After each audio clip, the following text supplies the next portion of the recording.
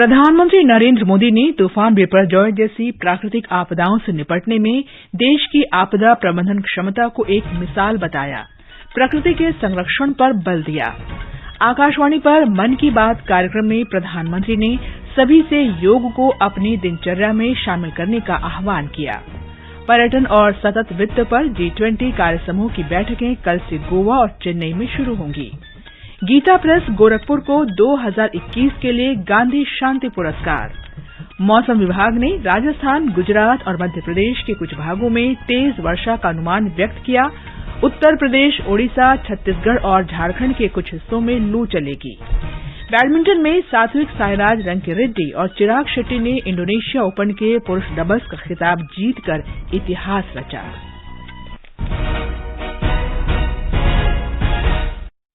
समाचार संध्या के साथ मैं कनकलता। प्रधानमंत्री नरेंद्र मोदी ने कहा है कि पिछले वर्षों में भारत ने आपदा प्रबंधन के क्षेत्र में जो क्षमता विकसित की है वो एक मिसाल है।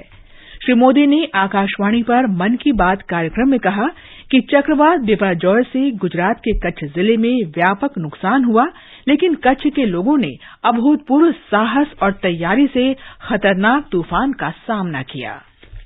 साइक्लोन बिपरजॉय ने कच्छ में कितना कुछ तहस नहस कर दिया, लेकिन कच्छ के लोगों ने जिस हिम्मत और तैयारी के साथ इतने खतरनाक साइक्लोन का मुकाबला किया, मुझे विश्वास है साइक्लोन बिपरजॉय ने जो तबाही मचाई है उससे कच्छ के लोग बहुत तेजी से उभर जाएंगे।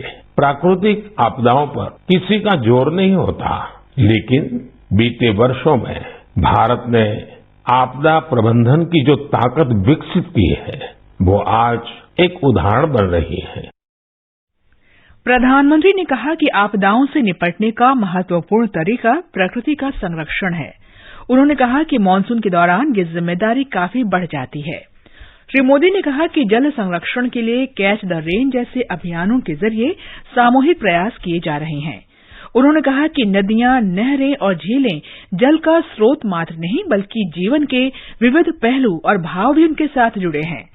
श्री मोदी ने कहा कि उत्तर प्रदेश में हापुड़ जिले के लोगों ने सामूहिक प्रयासों से एक विलुप्त नदी को पुनर्जीवित किया है। उन्होंने कहा कि इस नीम नदी का उद्गम अमृत सरोवर के रूप में विकसित किया जा रहा है। आज देश कैच द रेन जैसे अभियानों के जरिए सामूहिक प्रयास कर रहा है। इस बार भी मुझे चिट्ठी लिखकर कई ऐसे लोगों के बारे में बताया गया है जो पानी की एक एक बूंद बचाने के लिए जी जान से लगे हैं। ऐसे ही एक साथी हैं यूपी के बांदा जिले के तुलसीराम यादव जी। प्रधानमंत्री ने 21 जून को न्यूयॉर्क में संयुक्त राष्ट्र मुख्यालय में अंतर्राष्ट्रीय योग दिवस पर आयोजित कार्यक्रम में उनके शामिल होने की जानकारी देते हुए कहा कि योग दिवस को लेकर युवाओं में काफी उत्साह है। उन्होंने लोगों से योग अपनाकर इसे अपने दिनचर्या में शामिल करने का आह्वान किया। विश्व के कोने कोने में लोग अंतर्राष्ट्रीय योग दिवस का उत्सुकता से इंतजार कर रहे हैं। इस वर्ष योग दिवस की थीम है योगा फॉर वसुधैव कुटुंबकम, यानी एक विश्व एक परिवार के रूप में सबके कल्याण के लिए योग। यह योग की उस भावना को व्यक्त करता है जो सबको जोड़ने वाली और साथ लेकर चलने वाली है। श्री मोदी ने आपातकाल को भारत के इतिहास का काला दौर बताया। प्रधानमंत्री ने प्रसन्नता व्यक्त की कि भारत के लिए इस महीने खेल जगत से कई अच्छी खबरें आई हैं। उन्होंने गर्व व्यक्त किया कि कई खेलों में अब भारत पहली बार अपनी मौजूदगी दर्ज करा रहा है। प्रधानमंत्री ने जल प्रबंधन और नौसेना के क्षेत्र में छत्रपति शिवाजी महाराज के योगदान को भी याद किया। श्री मोदी ने देशवासियों से वर्षा ऋतु के दौरान अपने स्वास्थ्य का ध्यान रखने और संतुलित आहार लेने की अपील की। उन्होंने बच्चों को छुट्टी का अपना होमवर्क अंतिम समय तक न टालने की सलाह भी दी। मन की बात कार्यक्रम की 102वीं कड़ी में प्रधानमंत्री ने इस तथ्य की सराहना की कि मुंबई और उसके आसपास के क्षेत्रों में 60 से अधिक मियावाकी जंगलों का विकास किया जा रहा है। बृहन्मुंबई महानगर पालिका के अधीक्षक और उद्यान तथा वृक्ष अधिकारी जितेंद्र परदेसी ने आकाशवाणी को बताया कि पालिका ने 2020 में मियावाकी तकनीक का प्रयोग करके छोटे जंगलों को विकसित करने का कार्य शुरू किया था। माननीय प्रधानमंत्री जी ने मन की बात इस कार्यक्रम में मुंबई को मियावाकी तरीके से हरा भरा करने के लिए प्रशंसा किया। इसलिए मैं बीएमसी की ओर से सम्माननीय प्रधानमंत्री जी का बहुत बहुत आभारी हूँ। मुंबई महानगर पालिका ग्रीनरी के हेतु से सभी संभव प्रयास करती है। मियावाकी प्लांटेशन मुंबई महापालिका ने 2020 में शुरू किया था। इस मेथड को जापानीज साइंटिस्ट आकिरा मियावाकी इन्होंने शुरू किया था। इसमें 1 स्क्वायर मीटर में करीबन 3 से 5 पेड़ स्वदेशी प्रजाति के पेड़ लगाए जाते हैं। ये समाचार आकाशवाणी से प्रसारित किए जा रहे हैं। ताजा समाचार जानने के लिए आप हमारे ट्विटर हैंडल @AIR हिंदी को फॉलो कर सकते हैं। समाचार संध्या में आपका फिर स्वागत है। G20 पर्यटन कार्य समूह की अंतिम बैठक और पर्यटन मंत्रियों की बैठक कल से गोवा में शुरू होगी। इसका उद्देश्य आर्थिक विकास मजबूत करना, सांस्कृतिक विरासत संरक्षित करना और क्षेत्र के स्थायी विकास को प्रोत्साहन देना है। पर्यटन सचिव वी विद्यावती ने आज गोवा में ये जानकारी दी। पर्यटन कार्य समूह के 2 प्रमुख निर्णय सतत विकास लक्ष्यों को प्राप्त करने के लिए एक साधन के रूप में पर्यटन के लिए गोवा रूपरेखा और G20 पर्यटन मंत्रियों की घोषणा शामिल है। G20 सतत वित्त कार्य समूह की तीसरी बैठक चेन्नई के निकट महाबलीपुरम में सोमवार से बुधवार तक होगी। इसमें G20 देशों के लगभग 100 प्रतिनिधि, आमंत्रित प्रतिनिधि और अंतर्राष्ट्रीय संगठन शामिल होंगे। रक्षा मंत्रालय कल से नई दिल्ली में अपने विभागों से जुड़े विभिन्न मुद्दों और चुनौतियों पर विचार विमर्श करने के लिए चिंतन शिविर का आयोजन कर रहा है। 2 दिन के इस शिविर का उद्देश्य रक्षा उत्पादन, सैन्य मामले और भूतपूर्व सैनिक कल्याण विभाग के प्रशासन और कार्यप्रणाली में सुधारों पर विचार विमर्श करना है। रक्षा मंत्री राजनाथ सिंह ने लोक सेवकों से आग्रह किया है कि वे उनकी उम्मीदों और महत्वाकांक्षाओं पर खरा उतरकर सरकार में लोगों का विश्वास प्राप्त करें। रक्षा मंत्री ने लखनऊ में आज एक समारोह में संघ लोक सेवा आयोग की सिविल सेवा परीक्षा के सफल प्रत्याशियों से कहा कि अगर प्रशासक जनता के साथ अधिक आसानी से जुड़ेंगे तो लोकतंत्र में लोगों का विश्वास बढ़ेगा। रक्षा मंत्री ने कहा कि वर्ष 2047 तक एक विकसित भारत के निर्माण में युवा सिविल सेवकों की महत्वपूर्ण भूमिका है। श्री सिंह ने हाल के वर्षों में सिविल सेवा परीक्षा में महिलाओं के उत्कृष्ट प्रदर्शन की सराहना की।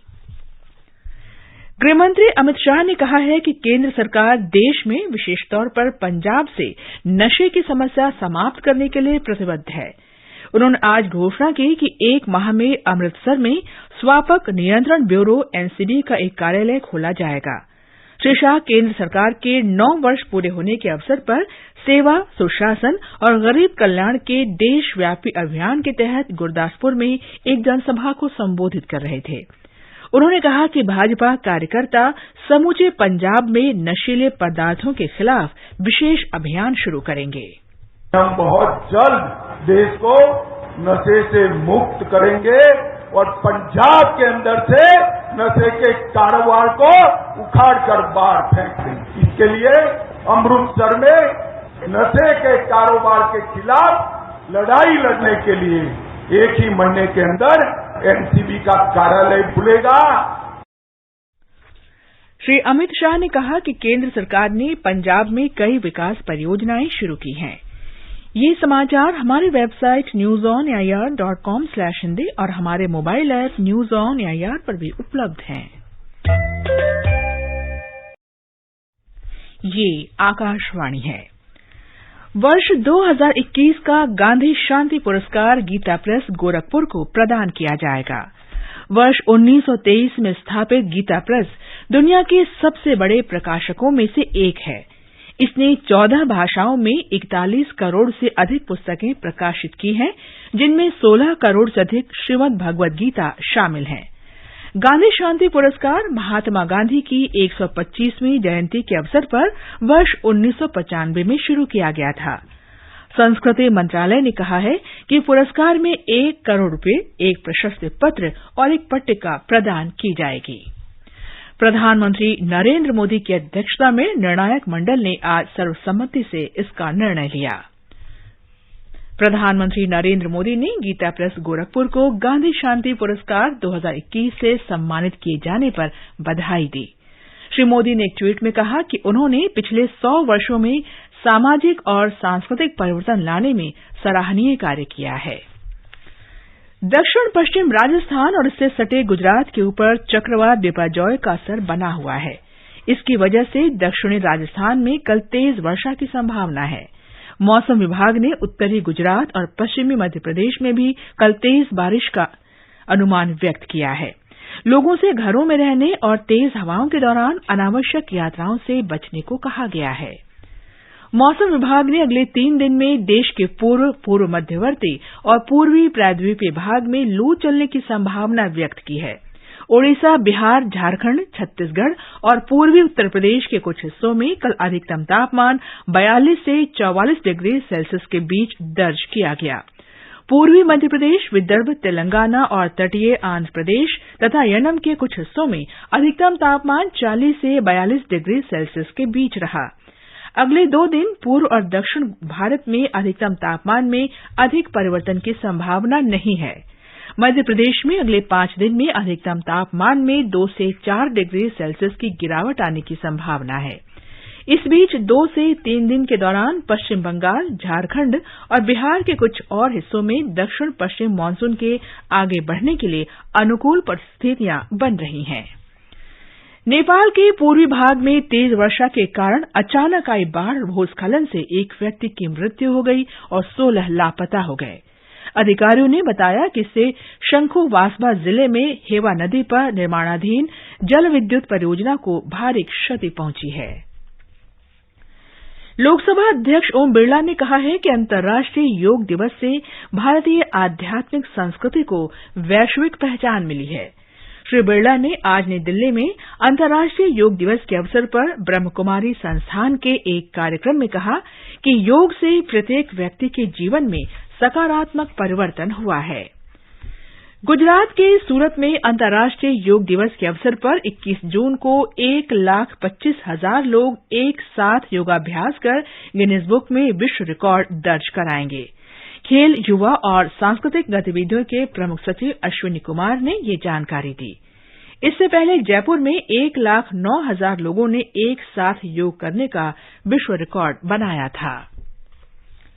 दुबई में अंतर्राष्ट्रीय योग दिवस के अवसर पर महावाणिज्य दूतावास, इंडियन विमेन संगठन और एक्सपो सिटी 2020 के साथ मिलकर कार्यक्रम आयोजित कर रहा है। एक्सपो सिटी 2020 में आयोजित एक कार्यक्रम में प्रतिभागियों को योग के विभिन्न आसन, प्राणायाम और ध्यान कराया गया। भारत के सात्विक साईराज रंकीरेड्डी और चिराग शेट्टी की जोड़ी ने इंडोनेशिया ओपन बैडमिंटन टूर्नामेंट में पुरुष डबल्स का खिताब जीतकर इतिहास रच दिया है। फाइनल में सात्विक और चिराग की जोड़ी ने मलेशिया के एरोन चिया और वुई यिक सोह की विश्व चैंपियन जोड़ी को 21-17, 21-18 से हराया। सात्विक और चिराग ये प्रतिष्ठित चैंपियनशिप जीतने वाली पहली भारतीय जोड़ी है। केंद्र शासित प्रदेश जम्मू कश्मीर में जम्मू के निजी कैब संचालकों ने अमरनाथ यात्रा के श्रद्धालुओं के लिए रेलवे स्टेशन और अमरनाथ आधार शिविर के बीच मुफ्त टैक्सी सेवाएं मुहैया कराने का फैसला किया है। देश भर से संत और साधु जम्मू में आधार शिविर पहुंच रहे हैं। हमारे संवाददाता ने बताया है कि कैब यूनियन के अध्यक्ष ने बताया है कि 62 दिन की इस पूरी यात्रा के दौरान टैक्सियां जम्मू रेलवे स्टेशन पर मिलेंगी। फिलहाल 10 कैब श्रद्धालुओं के लिए उपलब्ध रहेंगे। आवश्यकता पड़ने पर इनकी संख्या बढ़ाई भी जा सकती है। अंत में मुख्य समाचार एक बार फिर। प्रधानमंत्री नरेंद्र मोदी ने तूफान बिपरजॉय जैसी प्राकृतिक आपदाओं से निपटने में देश की आपदा प्रबंधन क्षमता को एक मिसाल बताया। प्रकृति के संरक्षण पर बल दिया। आकाशवाणी पर मन की बात कार्यक्रम में प्रधानमंत्री ने सभी से योग को अपनी दिनचर्या में शामिल करने का आह्वान किया। पर्यटन और सतत वित्त पर G20 कार्यसमूह की बैठकें कल से गोवा और चेन्नई में शुरू होंगी। गीता प्रेस गोरखपुर को 2021 के लिए गांधी शांति पुरस्कार।